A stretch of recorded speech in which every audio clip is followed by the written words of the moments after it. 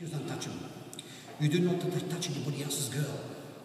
Her boyfriend, 6 foot tall, a body like an ape, half Scottish, half Chinese, ex-wrestler, ex-boxer. So I just looked at Jeanette's ears. But when the guitars came in, we would be dancing. And quite naturally, we start to look at each other, eye to eye. In 1960, I was in Madrid, dancing with the company of Rafael de Córdoba. We were invited to perform at the palace of Franco for his birthday. A bus came to the theatre and brought us to the palace. When we came out, we realized the stage was much smaller than we'd been told. In the front of the stage, a downward drop and no marking to warn us. It was very dangerous. I was never so scared in my life. Rafael whispers to me, Antonio, ¿esto qué? Nos han cortado el sitio, me cago en Dios, ¿esto qué?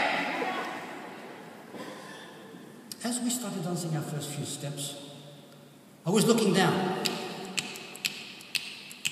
And finally, when I looked up, I saw Franco surrounded with his generals. Big golden chairs with red velvet seats, curtains gilt, and a whole row of soldiers standing behind him, very straight.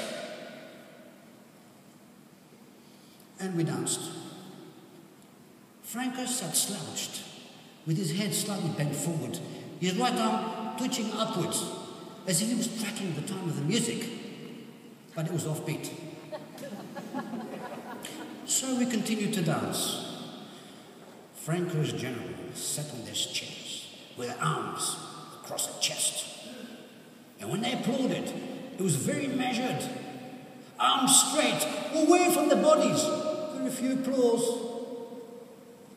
We danced not out of celebration, nor out of passion, but mechanically, as soldiers we were ourselves, like robots in an army.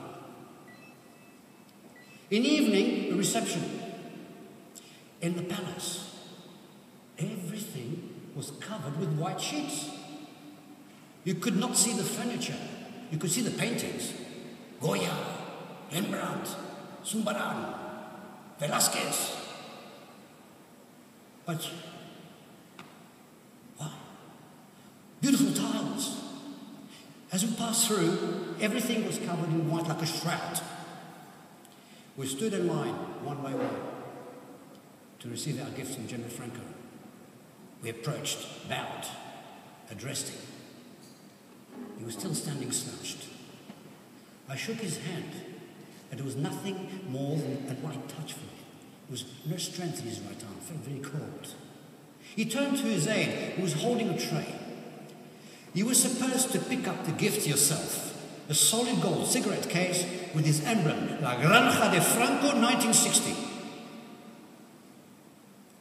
Before the evening was over, Franco addressed the crowd, and he said, Españoles, estimados amigos, artistas, ha sido un gran placer tenerlos para celebrar esta ocasión conmigo. In a strong voice, an officer's voice, he said, Viva España! And we replied, Viva España!